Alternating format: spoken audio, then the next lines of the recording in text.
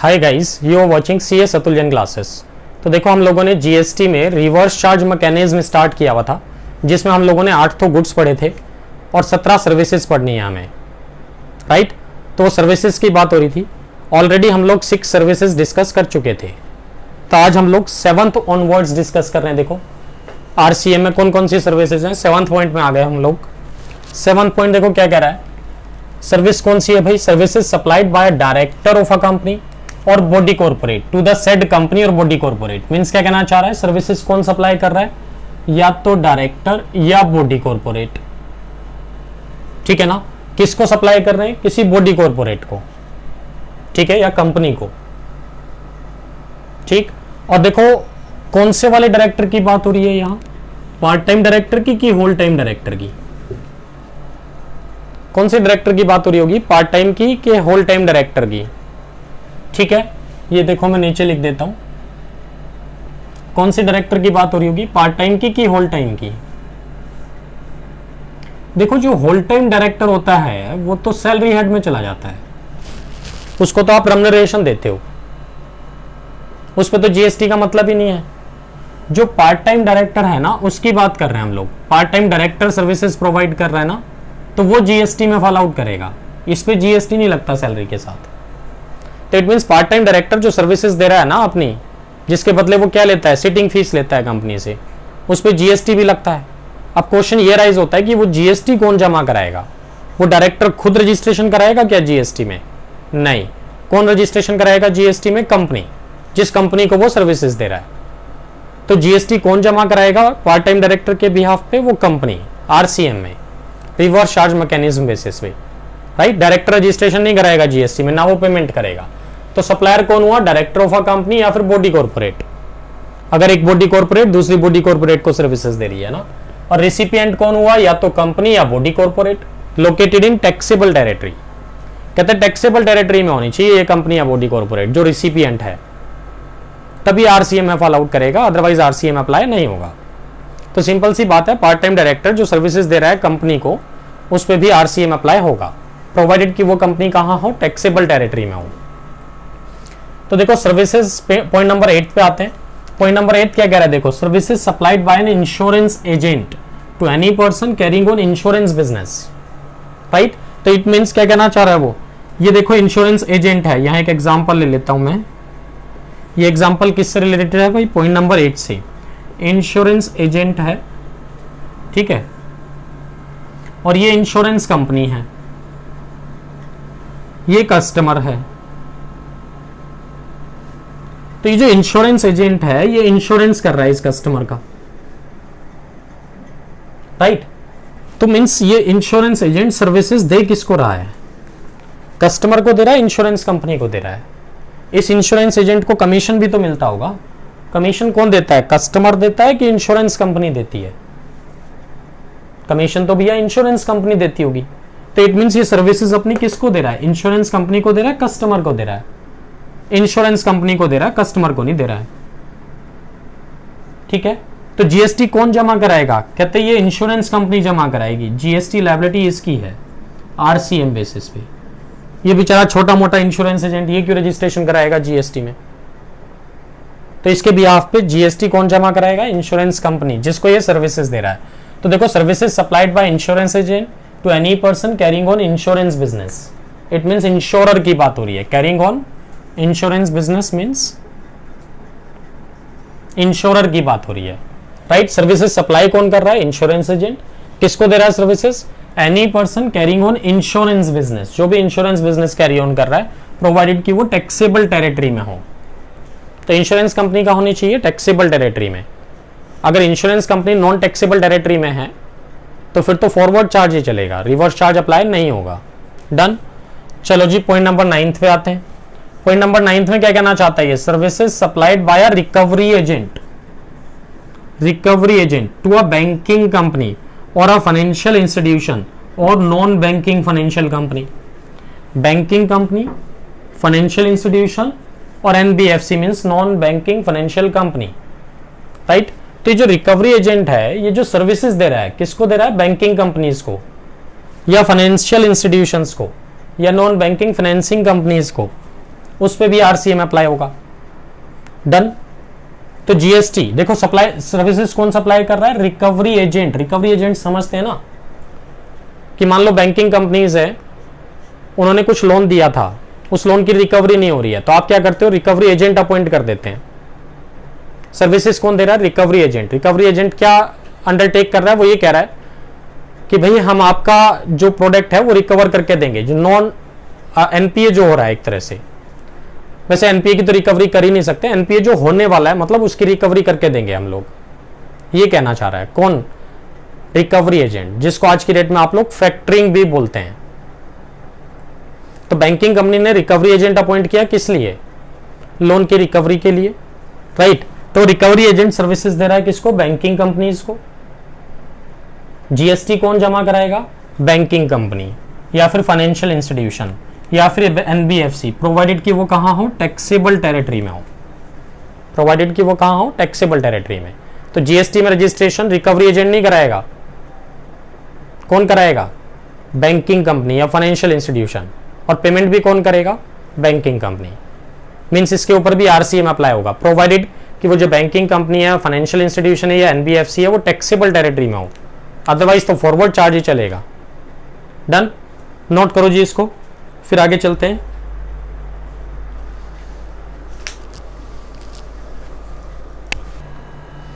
ठीक है भाई, नोट कर लिया सबने? रब कर दो इसको, ये लो जी। तो ये 9 तक हम लोगों ने सर्विसेज डिस्कस कर लिया। पॉइंट नंबर 10 पे चलेंगे हम लोग, है ना।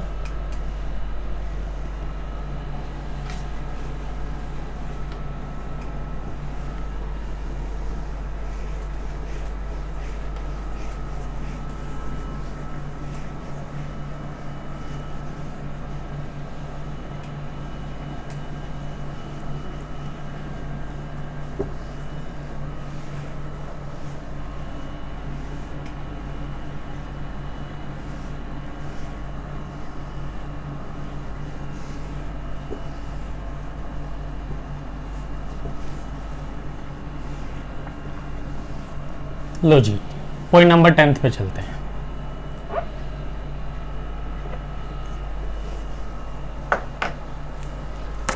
पॉइंट नंबर 10 की बात करते हैं। तो देखो भाई, पॉइंट नंबर 10 पे आते हैं। पॉइंट नंबर 10 में सर्विस किस तरह की है? Supply bye a person, services is supplied by a person located in non taxable territory, है ना। Located in non taxable territory, it mean service provider कहां है? वो नॉन टैक्सेबल टेरिटरी में इस बार।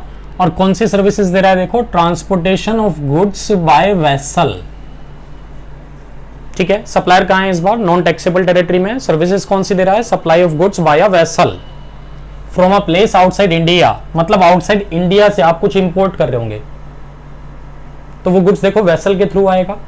तो आउटसाइड इंडिया वो जो सर्विस प्रोवाइडर है, आपको transportation of goods by vessel की जो सर्विसेज दे रहा है, आउटसाइड इंडिया से कहां तक दे रहा है वो सर्विसेज आपको? Up to the custom station of clearance in India. ठीक है, गुड्स वेसल के थ्रू आएगा। तो वो जो सर्विस प्रोवाइडर है, जीएसटी क्या वो जमा कराएगा? सर्विस प्रोवाइडर कौन है इस बार? जो अब्रोड है, जो आपको ये सर्विस दे रहा है। रेसिपिएंट कौन है? इंपोर्टर, जिसने गुड्स इंपोर्ट किया। तो जीएसटी कौन जमा कराएगा? देखो, इंपोर्टर, प्रोवाइडेड कि वो लोकेटेड इन कहां हो? टैक्सेबल टेरिटरी में हो। तो सर्विस प्रोवाइडर कौन है? जो आपको सर्विसेज दे रहा है, किस चीज की? Transportation of goods by vessel की, from outside India to a custom clearance in India तक, राइट। और जीएसटी कौन जमा कराएगा? इंपोर्टर, जबकि सप्लायर कौन है?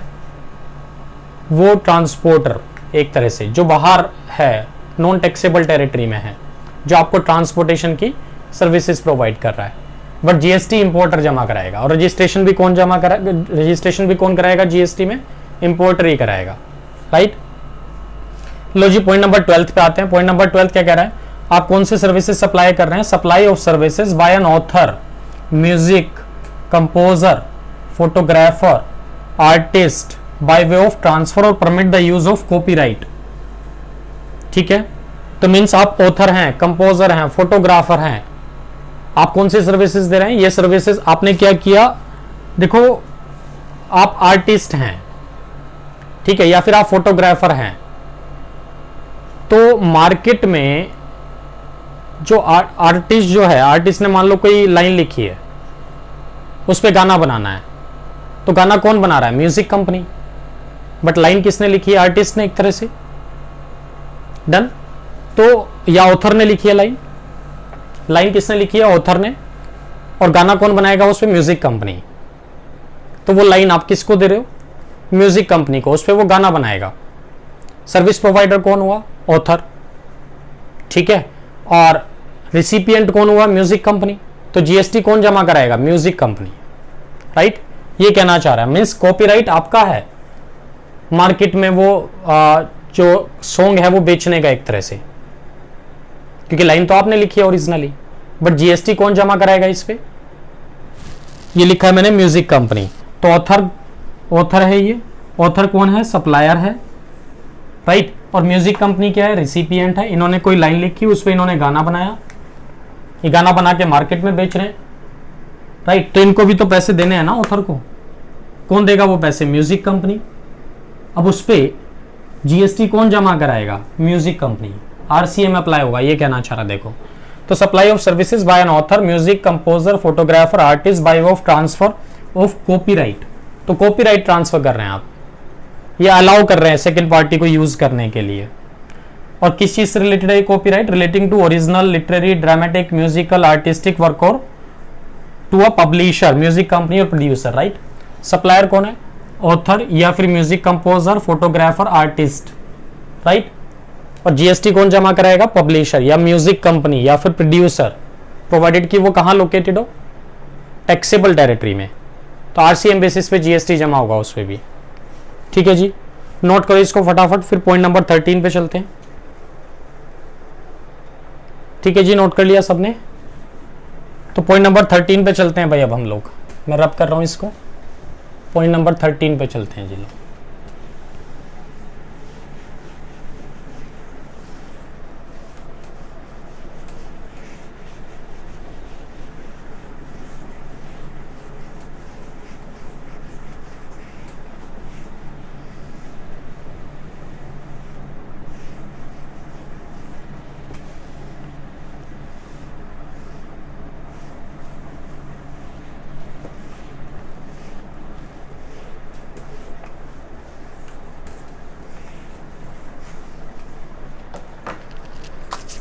लो जी, पॉइंट नंबर 13 पे आ गए अब हम लोग। तो देखो भाई, अब पॉइंट नंबर हम लोग 12 पे आते हैं। ठीक है। तो देखो, पिछली लास्ट स्क्रीन में मैंने क्या किया, पॉइंट नंबर 10 के बाद डायरेक्ट पॉइंट नंबर 12 ले लिया, 11th मिस हो गया मुझसे। तो सीरियल ऑर्डर चेंज हुआ है सिर्फ, और कुछ नहीं हुआ है, सीरियल ऑर्डर मैंने गड़बड़ कर दिया। तो पॉइंट नंबर 10 के बाद 11 था, हम लोग कहाँ गए? पॉइंट नंबर 12 पे आ गए। पॉइंट नंबर 12 में कौन सी सर्विस सप्लाई कर रहे हैं आप? Supply of services bye a member of overseeing committee. ठीक है, member of overseeing committee services supply कर रहा है, किसको? आरबीआई को। तो देखो, इसमें मैंने एक एग्जांपल भी लिया है, ये मेंबर ऑफ ओवरसीइंग कमेटी है, ये आरबीआई है। ये किस तरह की सर्विसेज देता है आरबीआई को? ये एक तरह से गाइडेंस इशू करता है आरबीआई को कि पैसा कहां इन्वेस्ट करना चाहिए। तो ये सर्विसेज दे रहा है, किसको दे रहा है? आरबीआई को। ठीक। सप्लायर कौन हुआ? Member of overseeing committee. But GST कौन जमा कराएगा? आरबीआई। किसके बिहाफ पे? मेंबर ऑफ ओवरसीइंग कमेटी के बिहाफ पे। तो ये रेसिपिएंट है, जीएसटी कौन जमा कराएगा? देखो, आरबीआई। डन। ये था services number, service number point number 12 में। ठीक है, यहां भी आरसीएम अप्लाई हो रहा है, नोट करो इसको। फिर नेक्स्ट सर्विस पे चलते हैं, पॉइंट नंबर 13 पे चलते हैं फिर। डन जी, पॉइंट नंबर 13 पे आ जाओ।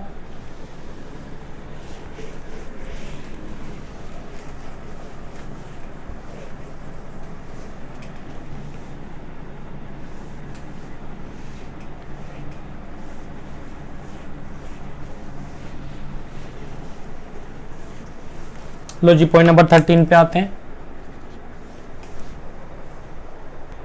तो देखो भाई, पॉइंट नंबर 13 पे आ रहे हैं अब हम लोग। पॉइंट नंबर 13 क्या कह रहा है? Services supplied by an individual direct selling agent, DS से अगर सर्विसेज प्रोवाइड कर रहा है, वो भी सिर्फ कौन से वाला? इंडिविजुअल वाला। It means body corporate, partnership और एलएलपी को हम यहां काउंट नहीं करेंगे। तो अगर डीएस से कौन है? अगर डीएस से कौन है, या तो वो बॉडी कॉर्पोरेट है, या पार्टनरशिप है, या एलएलपी है। वो एज ए डीएसए काम कर रहा है, तो वो रिवर्स चार्ज में फॉल आउट नहीं करेगा, उस पर फॉरवर्ड चार्ज अप्लाई होगा। तो कौन एज ए डीएसए काम कर रहा है? सिर्फ और सिर्फ इंडिविजुअल की बात हो रही है। और देखो डीएसए काम क्या करता है? डीएसए एक तरह से कस्टमर प्रोवाइड करता है, किसको? बैंक को, लोन के पॉइंट ऑफ व्यू से, राइट। तो डीएसए काम क्या कर रहा है? कस्टमर प्रोवाइड कर रहा है, किसको? बैंक को, लोन के लिए। डन। तो ठीक है, देखो मैंने एक एग्जांपल भी लिया है। मान लो ये इंडिविजुअल डीएसए है जी, डायरेक्ट सेलिंग एजेंट, ठीक है। ये सर्विसेज दे रहा है किसको? बैंकिंग कंपनीज को। तो सर्विस प्रोवाइडर कौन है? सप्लायर कौन है? DSA, direct selling agents. Recipient कौन है? Banking company, right. जीएसटी कौन जमा कराएगा?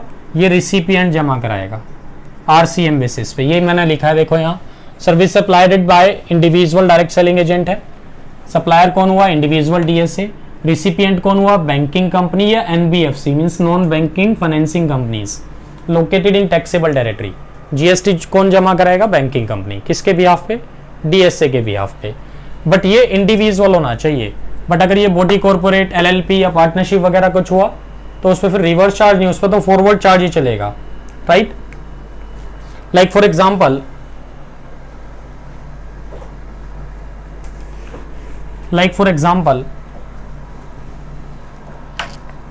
देखो एक तो है इंडसलैंड, ये है एचडीएफसी। ये जो इंडसलैंड है ना, ये भी डायरेक्ट सेलिंग एजेंट है। किसका? एचडीएफसी का है, ठीक। तो ये डीएसए है, किसका? एचडीएफसी का। सर्विसेज कौन प्रोवाइड कर रहा है? ये। रिसिपिएंट कौन है? एचडीएफसी। बट इस केस में जीएसटी कौन जमा कराएगा? इस केस में जीएसटी जमा कराएगा इंडसलैंड। रीजन? इट मींस यहां आरसीएम अप्लाई नहीं होगा, यहां क्या अप्लाई होगा? फॉरवर्ड चार्ज अप्लाई होगा। क्यों? है तो ये भी डीएसए, बट ये इंडिविजुअल नहीं है ना। अगर ये इंडिविजुअल होता तो कौन जमा कराता? एचडीएफसी जमा कराता। बट इस बार वो इंडिविजुअल नहीं है, ठीक है। तो इस केस में तो फॉरवर्ड चार्ज ही चलेगा, रिवर्स चार्ज नहीं चलेगा। डन। ये था जी सर्विस नंबर 13। अब 14 पे आते हैं, नोट करो इसको, रब कर दूं। चलो जी पॉइंट नंबर 14 पे आ जाते हैं।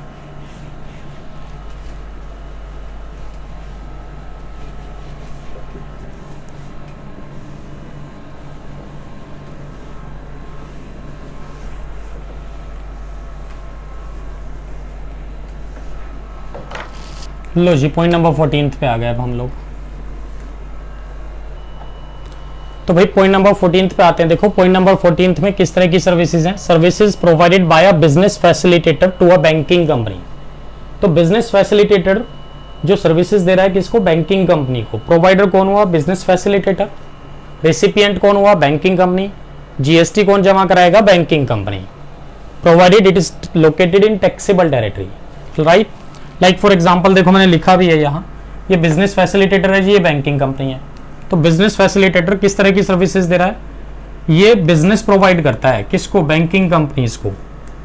और कौन सा बिजनेस? अदर देन लोन वाला, राइट। लोन वाला बिजनेस तो कौन दे रहा था अभी? डीएसए, वो हम लोगों ने डिस्कस कर लिया। तो अदर देन लोन से रिलेटेड जो बिजनेस है वो कौन प्रोवाइड कर रहा है? Business facilitator. फॉर एग्जाम्पल आप कह सकते हैं debit card, right. Debit card से रिलेटेड बिजनेस प्रोवाइड कर रहा है किसको? बैंकिंग कंपनी को। तो ये बिजनेस फैसिलिटेटर है। रिसिपिएंट कौन हुआ? बैंकिंग कंपनी, ये रिसिपिएंट हुआ। जीएसटी कौन जमा कराएगा? Banking company. Banking company will pay GST. क्यों? क्योंकि आरसीएम अप्लाई होगा इस पे भी। क्लियर है बात यहां तक? पॉइंट नंबर 15 में आ जाओ। पॉइंट नंबर 15 किस चीज की बात कर रहा है? देखो, service provided by an agent of business correspondent. और किसको दे रहा है सर्विसेज? बिजनेस कोरेस्पोंडेंट को। मींस सर्विस प्रोवाइडर कौन है? एजेंट ऑफ बिजनेस कोरेस्पोंडेंट है। सर्विस रिसिपिएंट कौन है? यहां बिजनेस कोरेस्पोंडेंट है। इट मींस यहां 3 पार्टी इन्वॉल्व हो गई, ठीक है। पॉइंट नंबर 15 में 3 पार्टी इन्वॉल्व हैं। कौन कौन हो गई? देखो पॉइंट नंबर 15 की बात करूं तो ये तो देखो एजेंट है, एग्जाम्पल ले रहा हूं। देखो पॉइंट नंबर 15 से related agent of business correspondent है,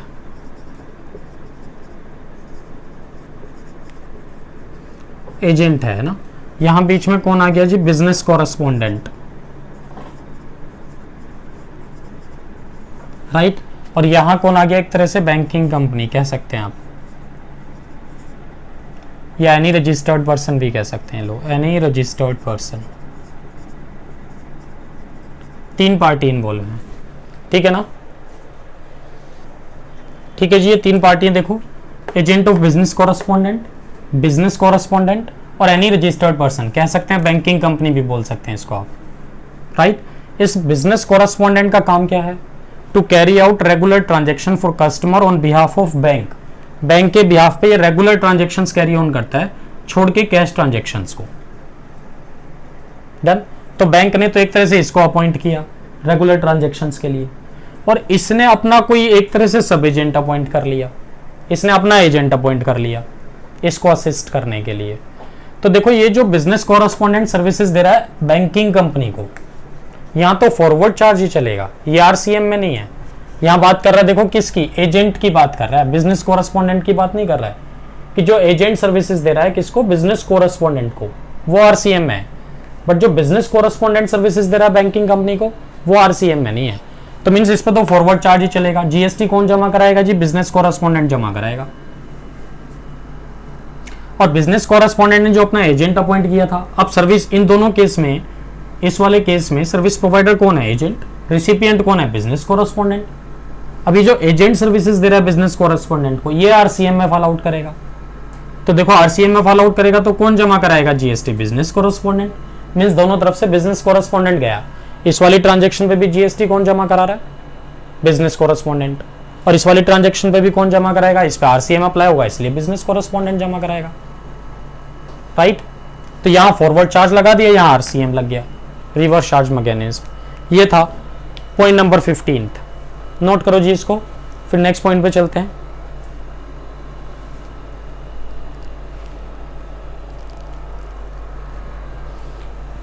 डन जी, कब कर दो इसको, लो जी पॉइंट नंबर 16 पे आ जाते हैं अब हम लोग।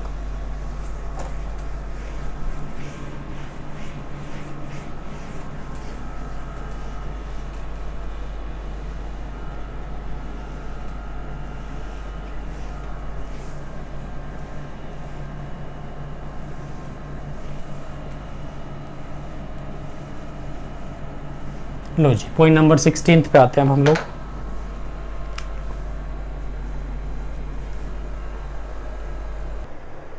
तो देखो भाई पॉइंट नंबर 16 में आ रहे हैं हम लोग। पॉइंट नंबर 16 में किस तरह की सर्विसेज दे रहे हैं आप, सिक्योरिटी सर्विसेज दे रहे हैं, ठीक है। Services provided bye way of supply of security personal, एक तरह से सिक्योरिटी पर्सनल प्रोवाइड करते हैं आप, सिक्योरिटी के पॉइंट ऑफ व्यू से एम्प्लॉइज या पर्सनल प्रोवाइड करते हैं आप, किसको, रजिस्टर्ड पर्सन को। तो सप्लायर कौन है, एनी पर्सन, कोई भी हो सकता है other than body corporate. It means अगर body corporate security services provide कर रही है तो उस पर आरसीएम नहीं, उस पर तो फॉरवर्ड चार्ज ही चलेगा, क्योंकि यहाँ क्या लिखा है, other then a body corporate, body corporate नहीं होना चाहिए। रिसिपिएंट कौन है, रजिस्टर्ड पर्सन होना चाहिए, लोकेटेड इन टैक्सेबल टेरिटरी होना चाहिए। तो जीएसटी कौन जमा कराएगा, रेसिपिएंट, आरसीएम बेसिस पे। तो फॉर एग्जांपल देखो हमने लिया भी है यहाँ, any person security services provide कर रहा है, that is supply of security personal, किसको, रिसिपिएंट को। अब अगर ये एनी पर्सन बॉडी कॉर्पोरेट है तो फिर तो बात ही खत्म हो गई, आरसीएम अप्लाई नहीं होगा, क्या अप्लाई होगा, फॉरवर्ड चार्ज अप्लाई होगा। तो जीएसटी कौन जमा कराएगा इस केस में, तो ये खुद जमा कराएगा, बॉडी कॉर्पोरेट। और अगर ये अदर देन बॉडी कॉर्पोरेट है तो ठीक है, तो उस केस में देखना पड़ेगा जो रिसिपिएंट है ये नॉन टैक्सेबल टेरिटरी में है या टैक्सेबल टेरिटरी में है। अगर नॉन टैक्सेबल टेरिटरी में है तो ये तो एक्सपोर्ट का केस बनेगा, ठीक है। और अगर टैक्सेबल टेरिटरी में है तो फिर 3 सिचुएशन है, ये टैक्सेबल टेरिटरी में है और ये जो रिसिपिएंट है ना ये कंपोजिशन डीलर है, कंपोजिशन स्कीम ले रखी है, तो इस केस में तो भैया फॉरवर्ड चार्ज ही चलेगा, that is supplier, supplier he GST जमा कराएगा। और इसको आईटीसी नहीं मिलेगा क्योंकि कंपोजिशन डीलर को तो आईटीसी मिलता ही नहीं है। डन, ठीक है। और अगर रिसिपिएंट रजिस्टर्ड पर्सन है तो आरसीएम विल अप्लाई, मींस कौन जमा कराएगा, रिसिपिएंट। और अगर ये रजिस्टर्ड क्यों हुआ, सिर्फ और सिर्फ सेक्शन 51 की वजह से, अदरवाइज और कोई इसका टर्नओवर क्रॉस नहीं कर रहा है। सेक्शन 51 क्या कहता है कि आपको टीडीएस काटना है, तो he is registered for TDS purpose only, not otherwise, तो उस केस में भी क्या चलेगा, फॉरवर्ड चार्ज, और इसको आईटीसी नहीं मिलेगा। समझ गए बात? तो आरसीएम बेसिस कब अप्लाई हो रहा है? जब आप रजिस्टर्ड हैं और कंपोजिशन स्कीम में नहीं है। और रजिस्टर्ड क्यों है? नॉट बिकॉज ऑफ सेक्शन 51, तो आरसीएम चलेगा, अदरवाइज आरसीएम अप्लाई नहीं होगा। ठीक है मेरी बात? तो पॉइंट नंबर 16 भी कवर अप कर लिया हमने, इसको नोट करो जी। ठीक है, रब कर दो इसको। लो जी, पॉइंट नंबर 17 पे आते हैं हम लोग।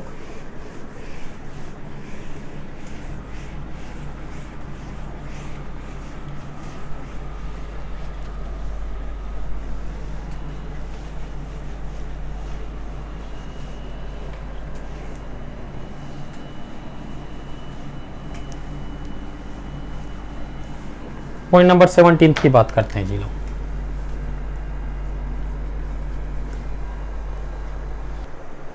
तो देखो भाई, पॉइंट नंबर 17 पे आ गए हम लोग। पॉइंट नंबर 17 क्या कहता है? Services supplied by any person by way of transfer of development rights, है ना, शॉर्ट में हम इसको क्या बोल देते हैं? TDR, transfer of development rights और floor space index for construction of a project by promoter. और ये सर्विस आरसीएम में 1 अप्रैल 2019 से इंसर्ट हुई है, राइट। सप्लायर कौन होगा? Any person. एनी पर्सन में आप कह सकते हैं लैंड ओनर। और रिसिपिएंट कौन है? प्रमोटर, जिसको आपने ये लैंड दी है। ठीक है, देखो फॉर एग्जांपल मैंने यहां लिखा भी है, एनी पर्सन जो कि लैंड ओनर है, इसने क्या किया? ट्रांसफर ऑफ डेवलपमेंट राइट्स, अपने राइट्स ट्रांसफर कर दिए, डेवलपमेंट राइट्स ट्रांसफर कर दिए। किसको? प्रमोटर को। ठीक है, प्रमोटर कौन हो सकता है? कोई भी गवर्नमेंट भी हो सकता है, कॉर्पोरेशन भी हो सकता है, right. Transfer of development rights का मतलब क्या हुआ? डेवलपमेंट राइट्स ट्रांसफर कर दिए, मतलब वो उस लैंड को अब डेवलप कर सकता है। किस तरह से? इस लैंड को ये प्रमोटर यूज कर सकता है इंफ्रास्ट्रक्चर प्रोजेक्ट्स के लिए भी, right. Infrastructure projects like metro projects के लिए, रेल प्रोजेक्ट्स के लिए, पार्क के लिए, स्कूल वगैरह बनवाने के लिए, उसके लिए भी यूज कर सकता है, राइट। तो इस केस में देखो, सर्विस प्रोवाइडर कौन है? सर्विसेज कौन दे रहा है? ये लैंड ओनर। ठीक है, और रेसिपिएंट कौन है? प्रमोटर। जीएसटी कौन जमा कराएगा? प्रमोटर। आरसीएम में फॉलो आउट कर रहा है। तो ट्रांसफर ऑफ डेवलपमेंट राइट्स का मतलब क्या हुआ? कि आपने अपने राइट्स ट्रांसफर कर दिए। किसको? प्रमोटर को, डेवलपर को एक तरह से। किस लिए? किसी भी इंफ्रास्ट्रक्चर प्रोजेक्ट्स के लिए, राइट, उसकी बात कर रहा है। तो वो भी आरसीएम में फॉलो आउट करेगा। और पॉइंट नंबर 18 में क्या है? देखो, long term lease of land, आपने लैंड लीज पे दे दी। और सिर्फ लैंड की बात हो रही है, बिल्डिंग की बात नहीं हो रही है। नॉट बिल्डिंग, मैंने लिख दिया यहां। आपने अपनी लैंड लीज पे दे दी 30 साल या उससे ज्यादा के लिए। ठीक है, by any person against consideration, बदले में कंसिडरेशन तो लिया ही होगा आपने उससे। कंसिडरेशन चाहे in the form of premium, सलामी, पगड़ी भी बोल सकते हैं उसको, कॉस्ट, डेवलपमेंट चार्जेस, कुछ भी हो सकता है। या फिर एंड ओब्लिक और पीरियडिक रेंट भी हो सकता है। ठीक है, तो आपने अपनी लैंड लीज पे दे दी, लॉन्ग टर्म लीज पे दे दी for construction of a project. Supplier कौन है? Any person. रेसिपिएंट कौन है? प्रमोटर। तो आप कह सकते हैं एक तरह से लेसी। जीएसटी जोन कौन जमा कराएगा? लेसी जमा कराएगा ऑन बिहाफ ऑफ लेसर। समझ गए मेरी बात? तो जीएसटी कौन जमा करा रहे हैं यहां? रेसिपिएंट कौन है? लेसी, एक तरह से प्रमोटर है। ये भी आरसीएम में है। तो इन टोटल देखो, अब हम लोगों ने क्या पढ़ा? 8 तो गुड्स पढ़े और 18 सर्विसेज पढ़ी, जो सेक्शन 9 सबसेक्शन 3 में थे। 9 सबसेक्शन 3 में क्या होता था? कि गवर्नमेंट ऐसे गुड्स और सर्विसेज को नोटिफाई कर सकती है जिसपे जीएसटी आरसीएम बेसिस पे जमा होगा। मींस प्रोवाइडर जमा ना करा के, सप्लायर जमा ना करा के, कौन कराएगा? रेसिपिएंट कराएगा।